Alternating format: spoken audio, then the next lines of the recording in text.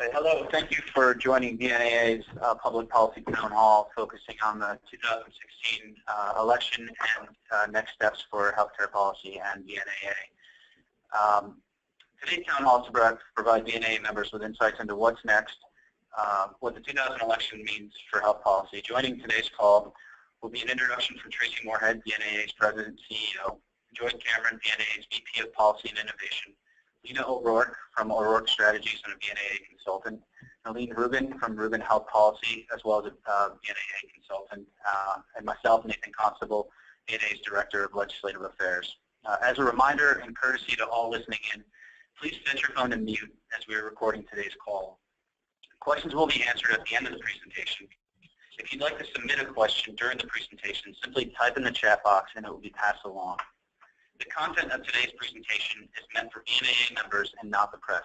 If you are a member of the press and would like a statement from VNAA, please contact Joy Cameron directly. And without further ado, I'm going to introduce Tracy Moorhead, VNAA's President. Thanks so much, Nate. And thank you all for joining us today. I very much appreciate your time and your interest in this very important topic. As you can imagine, the last month or 3.5 weeks in Washington has been a time of great uncertainty and rapid change.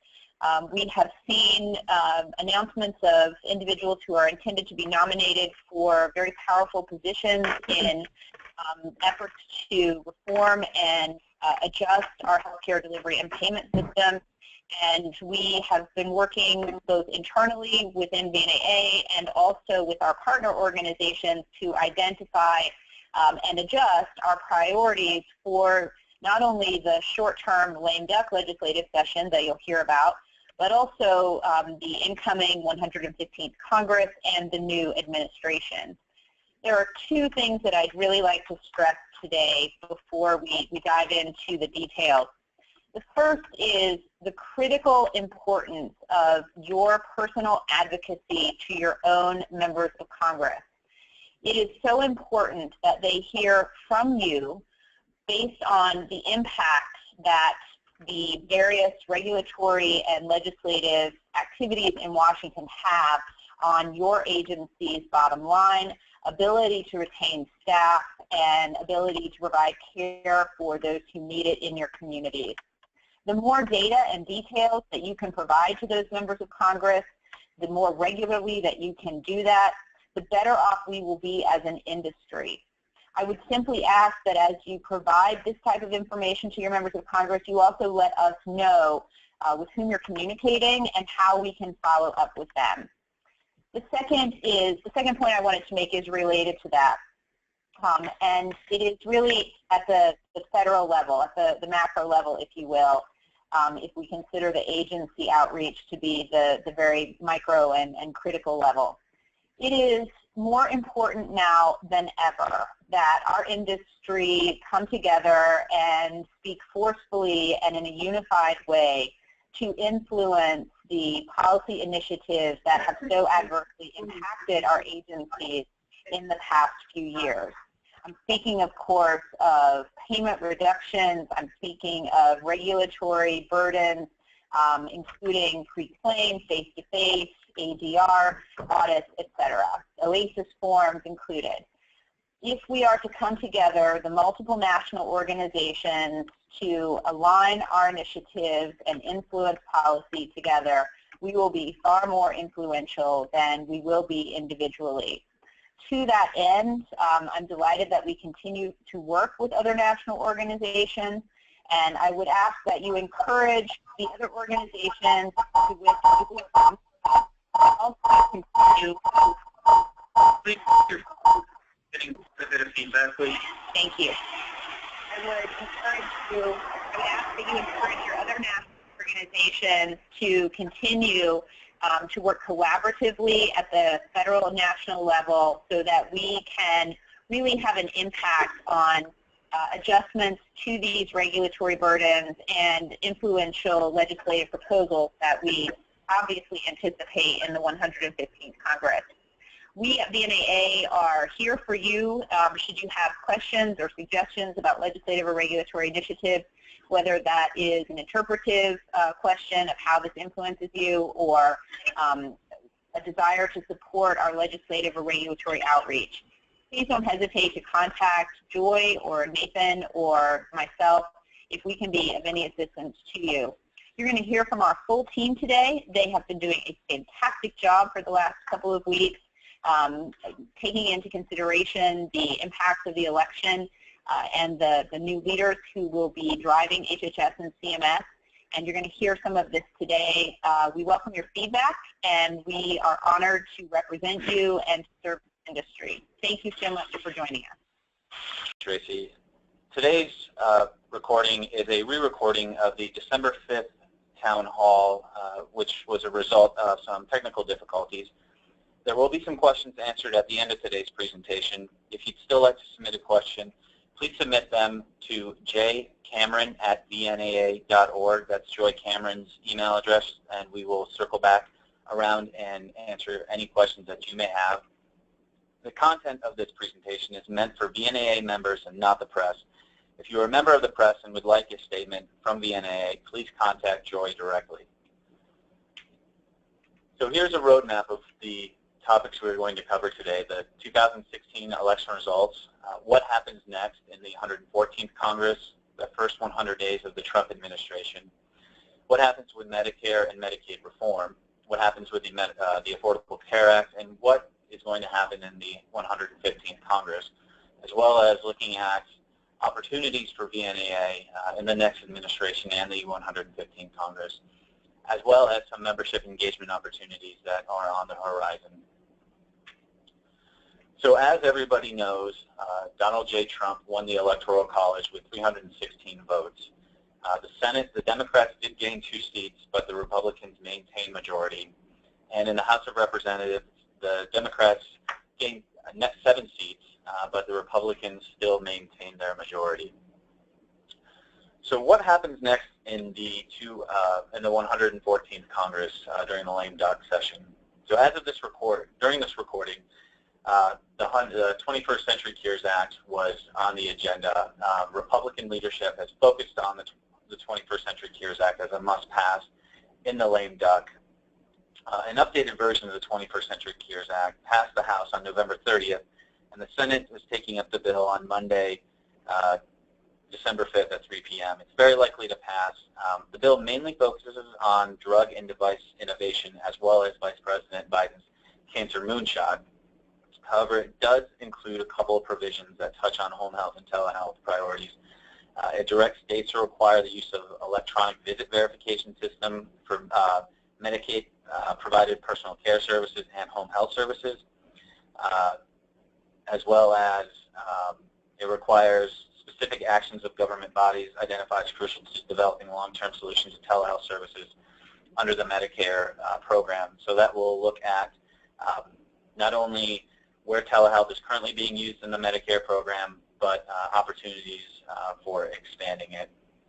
There also is a provision in there about new providers operating just outside of the home health moratorium areas and trying to service patients within that. It seeks to prohibit providers from servicing providers in the moratorium areas. Another priority is the appropriations, and the current budget runs out on December 9th. The government will have to be funded. However, the question is how long funding will be approved for. It could be through the first quarter up until March, or some are advocating for the first 6 months in order to give President-elect Trump more time to come online. So what happens next for VNAA's lame duck legislative priorities? So VNAA continues to push for its legislative priorities as Congress winds down, specifically the Home Health Documentation Improvement Act, which would demand common sense improvements to the Medicare Home Health face-to-face documentation requirements, the Home Health Planning and Improvement Act, which seeks to give nurse practitioners and physicians assistants the ability to certify Medicare home health services, and the Pre-Claims Undermine Seniors Health Act, or the PUSH Act, which would place a moratorium on the pre-claim review demonstration for home health services, which is currently happening in Illinois. It is paused in the other states. However, it's unclear as to when that will come back online, as well as blocking a post-acute value-based purchasing proposal in its current form, which we cannot support. So it's very important. So while it's unlikely that we'll see every one of our priorities get enacted, we must set the stage for the 115th Congress and keep momentum going on all of these issues. We also encourage all of our members to meet with their member of Congress while the members are home in the district during the holiday season and before the 115th Congress kicks off, as well as during breaks throughout the 115th Congress. Schedule a site visit and stress the importance of passing VNAA's legislative priorities. If you need any help in doing so, feel free to reach out to either myself or Joy, and we will help you get that set up. So what happens next in the Trump administration? So last week, Representative Tom Price of Georgia was tapped to serve as the next Secretary of the Department of Health and Human Services. He currently represents Georgia's 6th district and is a former orthopedic surgeon. So we've laid out some of his stances on some of the most important issues. So he does support repealing the Affordable Care Act. He's been a vocal opponent of the ACA and has introduced detailed replacement plans in every Congress since 2009. He does support creating vouchers for Medicare, so he signed on to House Speaker Paul Ryan's Better Way plan, which would give the elderly sums of money to buy insurance on the private market. He is against state expansion of Medicaid, so his plan is to put patients first, which was included in a full repeal of Medicaid expansion, as well as he's against CMMI demonstrations. Trump also named Seema Verman as his selection for the CMS administrator. She's a health policy consultant who has designed Medicaid waivers and conservative state implementations of the Affordable Care Act. She's helped to design Iowa's switch to managed care, which, based on reports, was a tough transition for both consumers and home health agencies. However, her work in Indiana under the Indiana waiver proposal helped rebalance home and community-based services, but it also did so in a way that forced on cost containment or budget cuts. She has a very heavy background in Medicaid, but not so much in Medicare, so it's unclear as to what her positions will be on such topics as CMMI. So what happens next during the first 100 days of the Trump administration? So Trump has laid out these priorities during the campaign and would be his top ones as he took office. We've laid out the top 3 that will likely get done. So repealing and replacing the Affordable Care Act, an infrastructure package, as well as some form of tax reform. So before the 2016 elections, further changes to Medicare were deemed unlikely following the passage of the Medicare Access and CHIP Reauthorization Act, or MACRA, which reformed Medicare and ended the SGR. But following the 2016 election, Speaker of the House Paul Ryan is expected to take a leading role on healthcare policy in the 115th Congress. Ryan has advocated for sweeping changes to Medicare, ranging from repealing the Independent Payment Advisory Board, or IPAB, that was created by the ACA, to turning the Medicare system into a premium support model. President-elect Trump, on the other hand, has not expressed support for such large changes to the popular entitlement program. However, some speculate that Trump may be willing to adopt Ryan's health policy agenda. So while the future of both programs is unclear, as I mentioned, Speaker Ryan laid out his plan for both.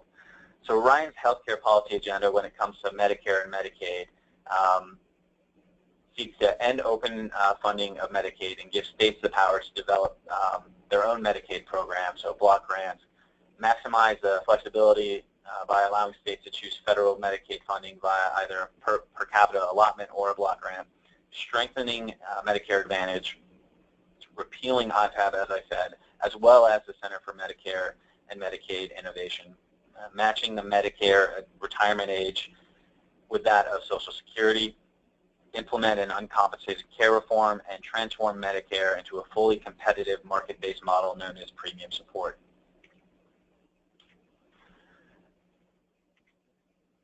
So just like with Medicaid and Medicare, the exact fate of the ACA is anybody's guess. Its repeal is a near certainty, but how it happens, when it takes effect, and what will replace it are all guesses at this point. We've laid out a few ways in which Trump and the GOP can repeal or limit the ACA. So they may choose to repeal through reconciliation. Passing a bill to repeal the Affordable Care Act will be difficult because it will require a filibuster-proof Senate majority that Republicans do not currently have, as I laid out on the first slide. However, GOP lawmakers could use the budget reconciliation process, which only needs the approval of a simple majority. They could also limit funding to promote sign-ups during the ACA's open enrollment period, as well as stop enforcing select Affordable Care Act regulations. The Trump administration could also stop fighting the Affordable Care Act related lawsuits and siphon Affordable Care Act funding to insurers. So while repealing the ACA may happen quickly, replacing it will take time. House Speaker Paul Ryan has released the first leadership endorsed plan to replace the ACA, called A Better Way to Fix Healthcare, which is viewed as a possible starting point for Republicans to replace the law. Another replacement option is the Patient Choice, Affordability, Responsibility, and Empowerment Act, or the CARE Act, which was put forth by Senators Burr, Hatch, and Representative Upton. President-elect Trump has expressed openness to keeping certain popular provisions of the law, such as covering pre-existing conditions and allowing individuals to stay on their patients or their parents' plan until age 26. So as I mentioned, Speaker Ryan laid out his replacement plan. Some of the highlights of Speaker Ryan's ACA repeal and replace option are to expand the use of health savings accounts, promote a universal refundable tax credit for individuals and families who do not have access to employer-sponsored coverage, Medicare or Medicaid, provide pre-existing coverage protection, allow dependents to stay on their parents' plan until 26, also fix the age rating ratio to 5 to 1, and give states the flexibility to narrow or expand the ratio, and provide a one-time open enrollment period for individuals to join the healthcare market regardless of health status, and impose continuous coverage protections. And as I mentioned, Senators Burr, Hatch, and Representative Upton put forth their plan. As you can see, it's consistent with Representative Ryan's proposal as well as other proposals that have been put forth. Repealing the act, state high-risk pools, pre-existing conditions are covered, an auto-enrollment, a cap on employer health care deductions, and block grants, as well as strengthening FSAs and HSAs. So as I mentioned, the entire process of repealing and replacing the ACA will take a long time. It will not happen overnight. Republicans want as little disruption as possible, and Democrats are going to hold their counterpart to repealing with a replacement as opposed to repeal today and replace down the road. So even if the ACA is repealed as soon as the new Congress and President take over, it does not necessarily mean it will be effective on that date. Additionally, other related items such as the Children's Health Insurance Program, or CHIP, will need to be reauthorized in 2017 as funding expires in September. So there are a lot of opportunities for VNAA to be at the table, not only through these repeal and replace talks, but as well as in the CHIP reauthorization, as I had mentioned. So what happens next in the 115th Congress as it relates to congressional committee changes? So as you may know, Republicans are term limited on their committees, and there have been some changes on the Democratic side. So the House Ways and Means Committee, the chairmanship will stay with Representative Kevin Brady of Texas, but Representative Sandra Levin from Michigan recently stepped aside from his ranking member duties, and Representative Richard Neal from Massachusetts will take over. On the House Energy and Commerce Committee, Representative Greg Walden, who's been a champion for a lot of VNAA's policies around the certification of home health by NPs and PAs, as well as working on a House version of the face-to-face fixes, will take over as the chair of the Energy and Commerce Committee. And Representative Frank Pallone from New Jersey will stay as the ranking member of the committee.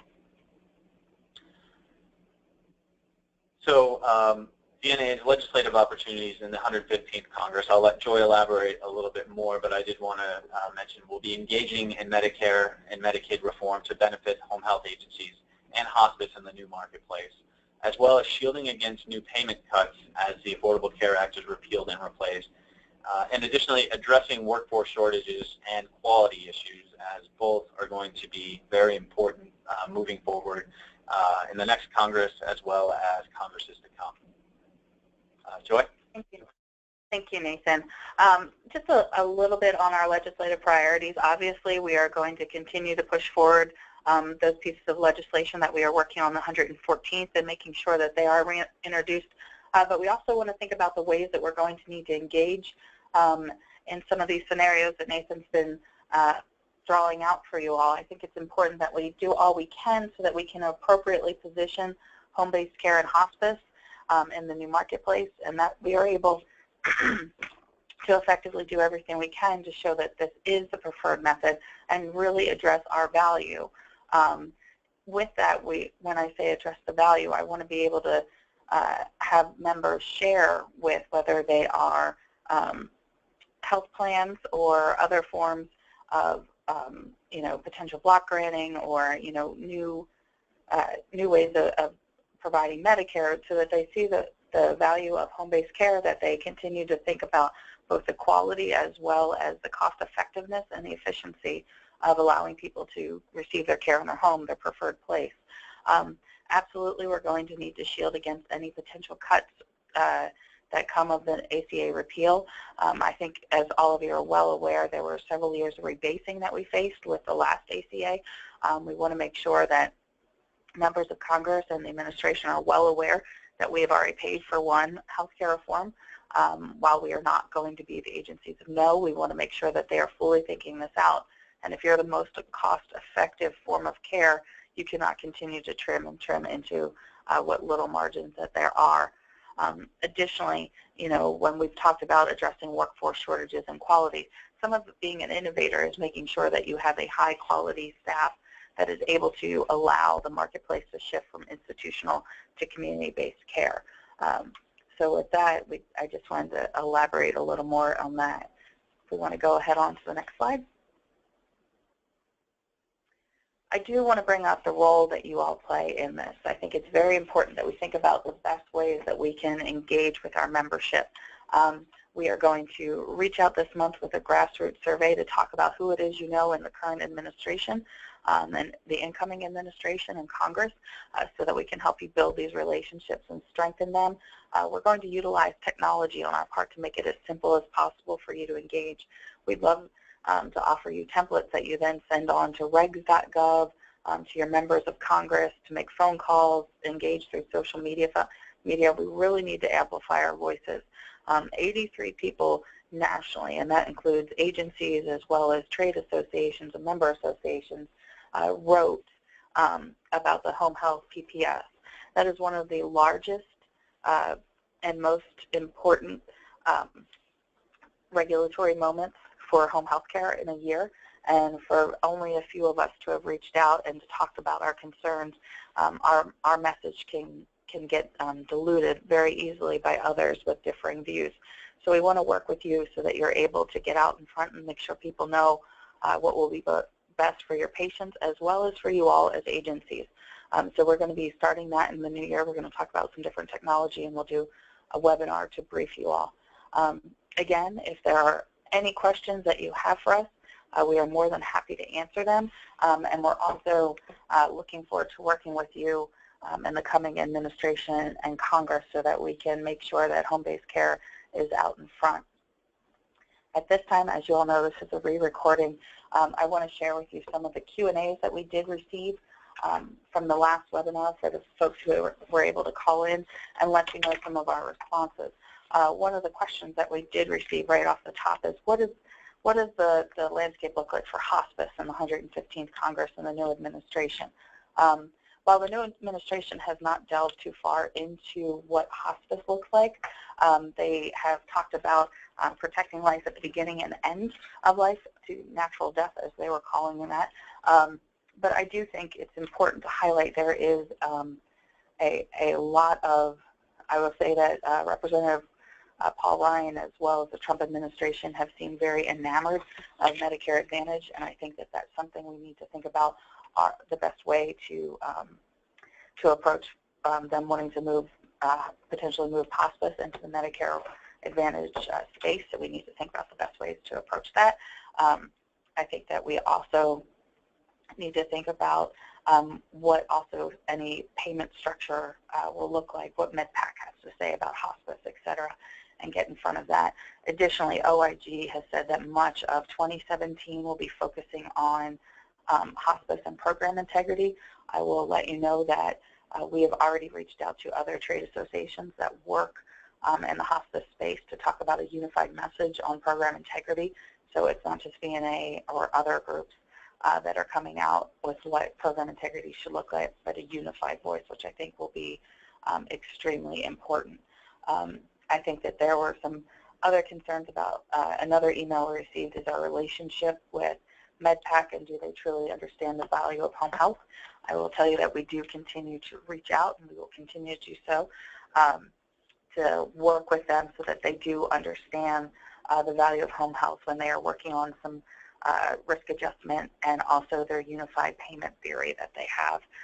There was a question about how exactly some of the commissioners work, as well as Mark Miller, who is over MedPAC. Mark Miller that's a job, that's not an appointment, so he is not going anywhere. Commissioners are actually put in place by OIG, which sounds very bizarre, but it's the commissioner of OIG who takes nominations and selects new folks. They tend to be on 3-year terms, so they're constantly rotating. So that is not looking at any movement at this time either. I think that when one of the other questions is, when will we be reaching out? We've already begun to reach out. We have members who are reaching out to Representative Price to let them know that they're interested in continuing to work with them as he starts his new term as HHS Secretary. Obviously, he will still have to go through an appointment, but since we have had a good relationship with him in the past, it's something that we absolutely want to continue on.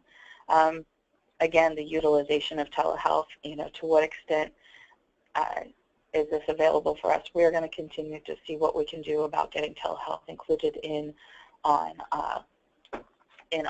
part of just the regular Medicare fee-for-service as we talk about being able to serve those in a variety of areas, especially rural areas. It's extremely important. Someone else talked a little bit about asking for more information about the 21st Century Cures Act. In a previous member update, we did a link to a one-pager on the 21st Century Cures Act, so that is available for everyone. And the other question I had was, what can we do? Well, obviously, one of the things that we can do is better work together so that we can amplify our voices, so that the voice of home health and hospice is heard throughout all these negotiations in home health care and health care overall. So with that, I want to thank you all for tuning in. Again, if there are any questions, feel free to email me at jcameron@vnaa.org. Thank you so much for calling in and listening to this webinar. I hope it was useful, and we look forward to working with you all together going forward in both the new administration and the 115th Congress. Thank you.